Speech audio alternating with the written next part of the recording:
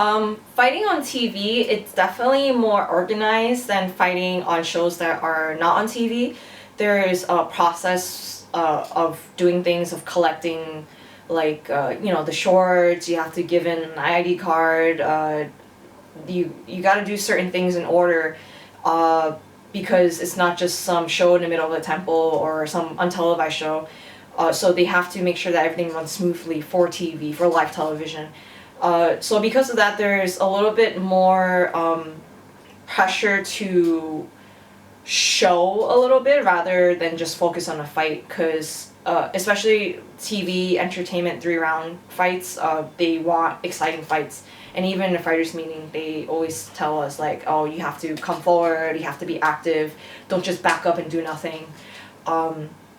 So it's a different kind of pressure compared to doing 5 rounds untelevised.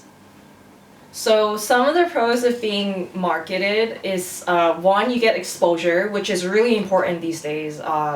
Before the age of social media, I guess, fighters would just fight, and then if they were exciting, then people want to put them on more. But because technology and social media are so prevalent, it's more and more important for fighters to work on marketing themselves and their social media, especially if you're a woman, because women in general just get less fighting opportunities. So marketing yourself, or having someone market for you, you can potentially get more fight opportunities, you get more exposure, and you can get sponsorships. So this can mean less money out of your pocket for things like supplements or training gear, or some sponsors, they even give the fighters money every month. So there are definitely really good things about being marketed. I think some cons about being being marketed or marketing yourself is that you have to put in the time. You have to put in the time to consciously remember, oh, I should record a video today for training, which isn't always a natural thing to think if you are very focused on the training. Maybe it doesn't seem that way because on social media it seems like everyone's posting videos of their training, but for someone who takes training very seriously, you go in and you train, you're not thinking about, oh, I should record myself to post it on Instagram later. You're just like, oh, I'm here to the gym and I want to train. So it's definitely time. You have to make a little bit more effort, and there are so many things that go into marketing yourself as a fighter. It can't just be, oh yeah, fight, training. You also have to show what sets you apart from everyone else. For this fight, my trainer watched her videos online, and then he told me what to expect. So then, because she likes to switch knee and switch left kick a lot, we trained a little bit on what to do when she does that. So I knew what to expect during the fight.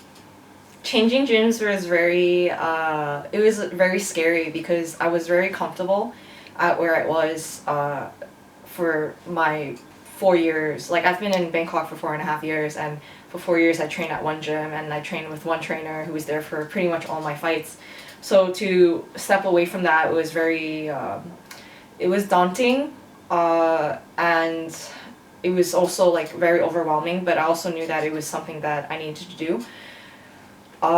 So going to train at PK Senchai, I dropped in a couple times because my friend invited me to train before lockdown happened, and I just found that the environment was just so supportive. I got taken seriously, especially as a woman, someone new to the gym, and that's just hard to find in general.